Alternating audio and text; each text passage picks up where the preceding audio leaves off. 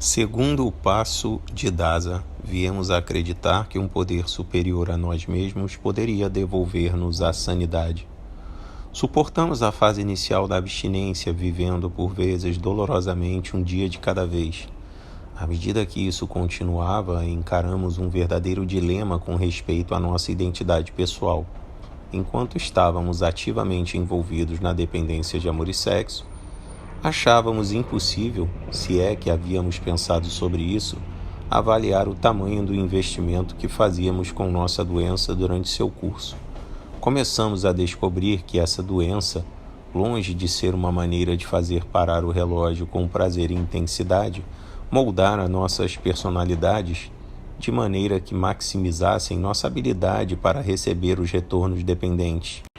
Nossa aparência física, nossas características, a maneira como conduzíamos nossas carreiras ou outras atividades, muitas das características que pensávamos ser nossas marcas registradas de quem éramos, destinaram-se a servir à dependência de amor e sexo.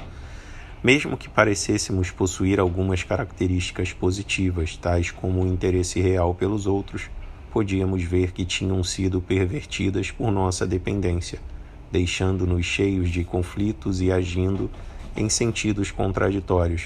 A linha entre compaixão e paixão nunca fora tão clara para nós. Realmente a nossa dependência de amor e sexo, ditando quem e o que havíamos nos esforçado para ser no mundo, suprir a nossa principal fonte de identidade, nosso total autoconceito. Havíamos nos sentido tão seguros de nós mesmos ao examinar uma sala cheia, exibindo ou propagandeando nossa disponibilidade. Sabíamos que encontraríamos energia similar em outros que eram fontes inesgotáveis de oportunidades de flerte. Que segurança havíamos conseguido, sabendo que podíamos provocar insegurança em outros, tornando-os mais necessitados e dependentes de nós, assegurando assim o nosso bem-estar. Gostávamos do poder que nos dava nosso sex appeal, ao reforçar o nosso domínio sobre outros, sugerindo que podiam ser trocados. Sentíamos-nos seguros em saber que física, emocional e mentalmente podíamos continuar a atrair novas pessoas ou prender mais as que já estavam em nossa teia. No entanto, mesmo que percebêssemos ou não, todo o nosso ser tinha sido moldado por nosso fracasso ou recusa de resolver internamente os problemas da vida real. Insegurança, solidão e a falta de qualquer confiança em nosso valor pessoal e nossa dignidade. Por meio do sexo, do charme, do apelo emocional ou de um intelecto persuasivo, tínhamos usado outras pessoas como drogas para evitar enfrentar nossa inadequação pessoal. Uma vez que víamos isso, compreendíamos que, ao renunciar ao nosso comportamento dependente, inevitavelmente teríamos que questionar toda a base de nossa autoimagem, nossa identidade pessoal. Essa tarefa era esmagadora, já que implicava no fato de que nossos egos anteriores teriam que morrer, ou pelo menos se arriscar a morrer para que um novo ego livre da dependência pudesse viver.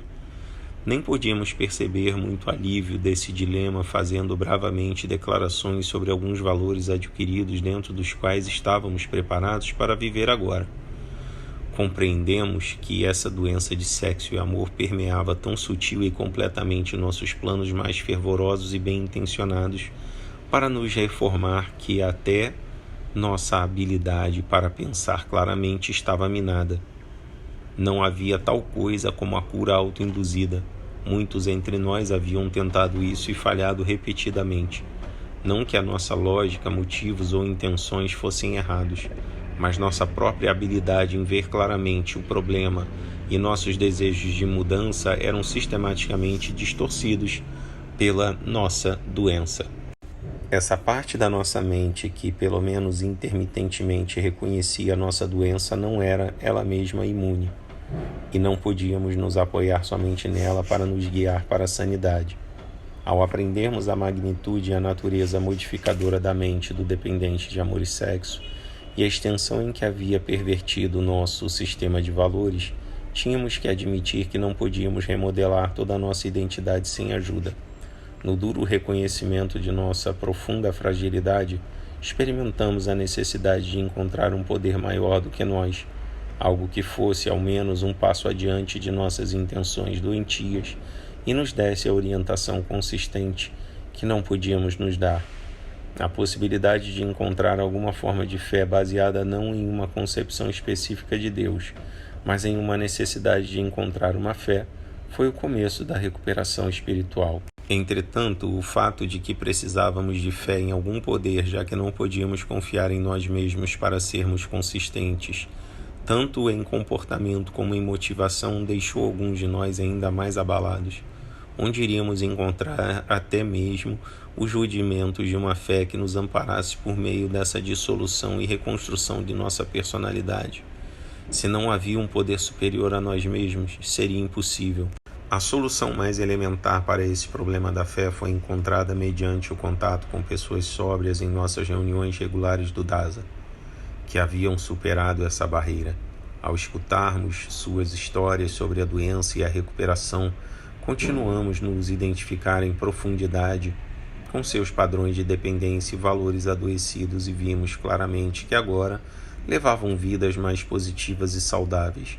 Como exemplos vivos, ofereceram-nos a esperança de que, quaisquer que fossem as fontes de ajuda espiritual que acreditavam tê-los ajudado, poderiam estar ao nosso alcance também.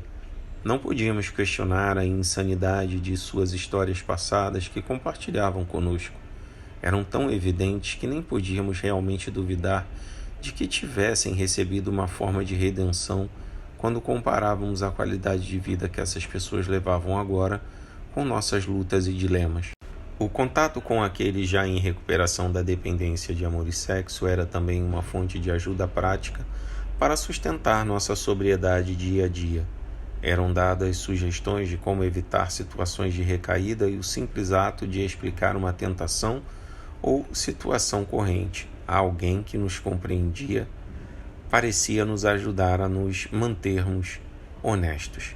Ao compreendermos a ajuda que significava esta rede de apoio, sentimos que a crença em qualquer Deus ou divindade específica era desnecessária. Nossa necessidade de fé podia ser respondida com uma esperança afirmativa, um sentimento de orientação espiritual que já era aparente na experiência dos membros de DASA que nos haviam precedido. Essa mudança em nossa atitude da necessidade para a esperança trouxe-nos outro marco fundamental para a nossa recuperação. Havíamos colocado a primeira pedra fundamental para a aquisição da fé. Havíamos visto que era possível viver a dor da abstinência sem voltar aos velhos padrões e sentimos que o poder para fazer isso vinha de fora de nós. Agora estávamos prontos para considerar como poderíamos transformar esta fé em um instrumento prático de trabalho. Começamos a examinar as implicações do terceiro passo em nossas vidas.